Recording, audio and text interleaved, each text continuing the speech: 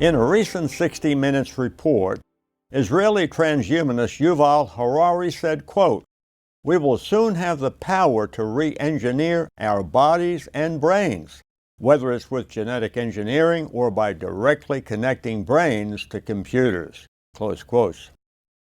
The host said, if that's true, then it creates a whole other species. Harari responded, "This is something which is way beyond just another species." While this may sound like science fiction, it's not. Our minds are gradually being changed through groupthink.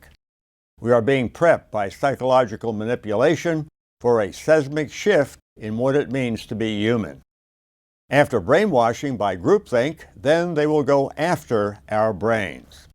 So let's start with groupthink, the forced manufacture of consent for a group of people by shaming those who will not think like the group. Uri Berliner, who worked for NPR for 25 years, was criticized by his colleagues regarding a piece he wrote for the Free Press in which he faulted NPR for its progressive bias. His bombshell piece made NPR very unhappy. Berliner could have apologized, recanted, and said, "I was wrong. I am sorry." Instead, he fought back. Many are not fighting back, however, because they cannot afford to lose their source of income. They are not willing to follow the teachings of Ephesians 5:11, which says, "And have no fellowship with the unfruitful works of darkness, but rather reprove them." Groupthink is a form of brainwashing in which the enforcers are your family members, co-workers, and friends. In a Frontline News report posted by Y. Rabinowitz, when an independent thinker in the workplace or some other group of people is said to have, quote, harmed the group, that person's social and family connections have been weaponized against them. You are put in the difficult spot of not only disagreeing with an idea, you are, quote, harming the people in your circle of friends and acquaintances, which means you become an outcast. The person then comes under tremendous psychological pressure to just apologize, confess your mistake, and restore the good name of the group.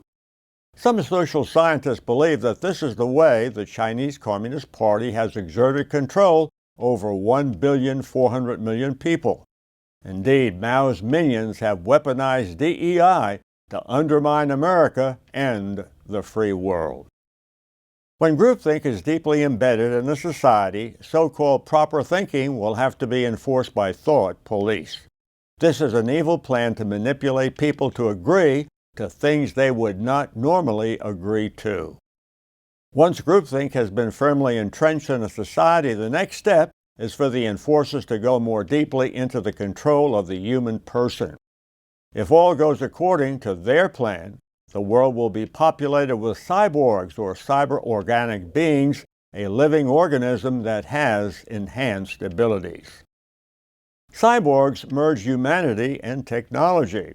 Your brain, your personality, and cognitive center is the target of these fiendishly evil people. Their aim is the destruction of the human race as we know it today.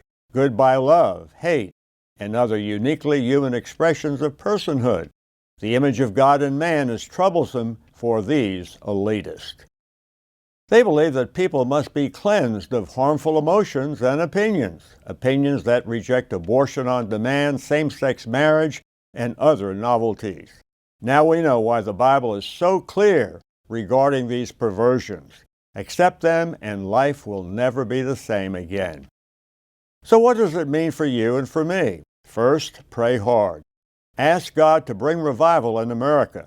God has given many signs and warnings in the past. I think we have many signs and warnings today. God has delivered His people in the past. Pray that He would deliver us even today. You really don't want to vote for a candidate who has violated the boundaries and ordinances that God has made. Men are men, women are women, and God loves families.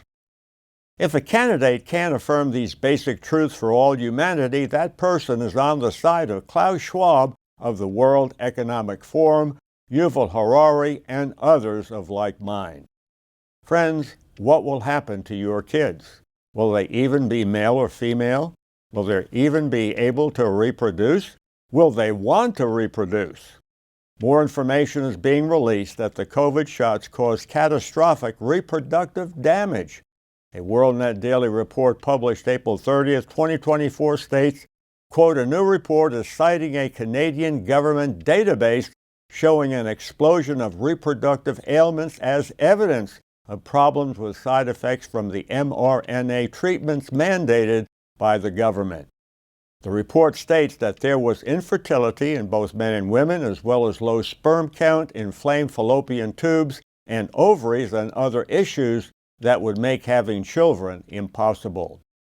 Friend, do you now see the big picture? Will there be fathers who love truth and mercy? Will there be mothers who live sacrificially 24/7 for their kids? Will there be men who will be heroes protecting America's God-given values? Be not deceived. We read in Galatians 6:7, God is not mocked, for whatsoever a man soweth, that shall he also reap. There are many choices before us. There's only one that counts. Resist evil, because resistance is not futile.